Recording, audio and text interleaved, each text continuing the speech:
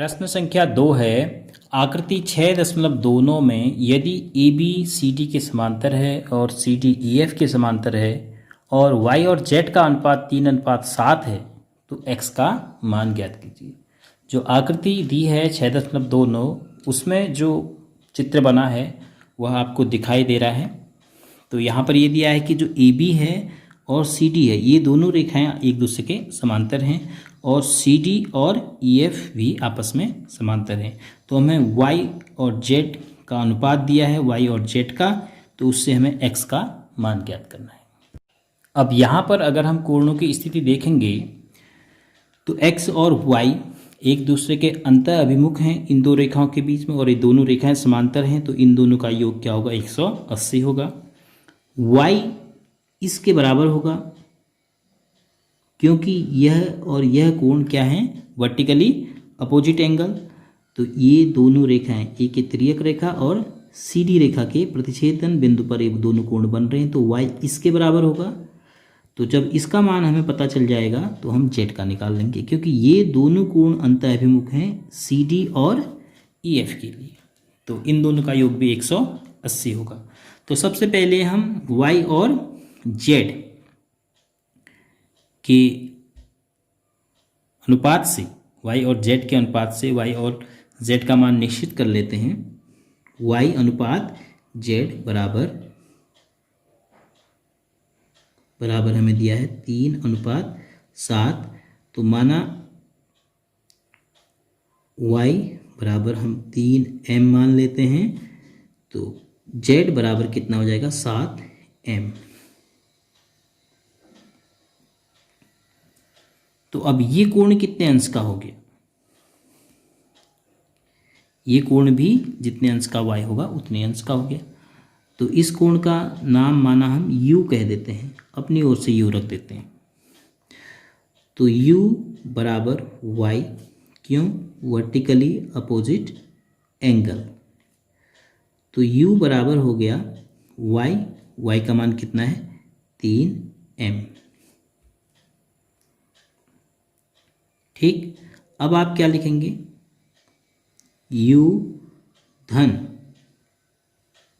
Z बराबर u का मान 3m धन जेड 7m, तो बराबर 10m। अब u धन जेड बराबर कितना है? 180 अंश। कारण अंतः अभिमुख कोण किसके लिए? सी डी और ई एफ के लिए। सी डी समांतर ई एफ के लिए। तो यू धन जेड का मान हम निकाल चुके हैं। 10m बराबर 180 अंश। तो m का मान आ गया 180 भागा 10 बराबर 18 अंश।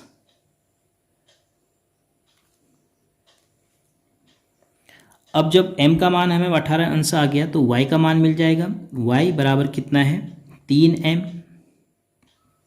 3 गुणा 18, तो 18 तिया 54 अंश।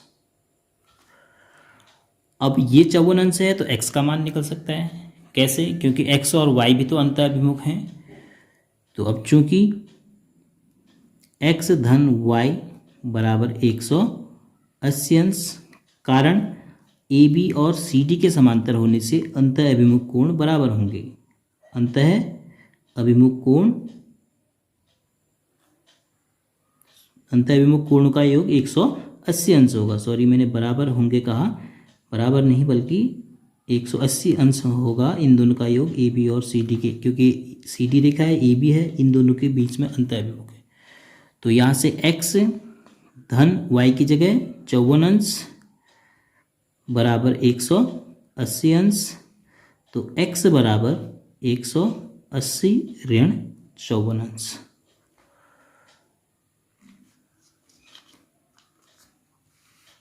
तो आपको x का मान मिल जाएगा 130 में से 4 घटा के 180। 126, तो x का मान हो गया 126 अंश। इस प्रकार इस प्रश्न को करेंगे। आपको कोण की पोजीशनिंग याद रहनी है बस। जैसे यहाँ पर x और y अंतःअभिमुख हैं, u और z, u हमने अपनी तरफ से नाम दिया, ये भी दोनों अंतःअभिमुख हैं, और y u के बराबर इसलिए है क्योंकि ये शीर्षाभिमुख है, तो u का मान भी कितना हो गया 3m, और y का मान से u का निकल गया, और z और y का अनुपात दिया था तो हमने इसको 7m मान लिया।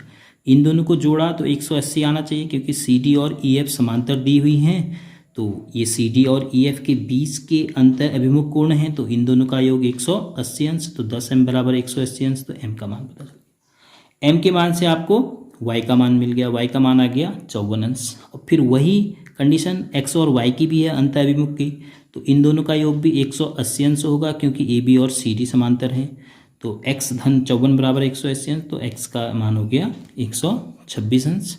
तो ये आपका आंसर भी हो गया।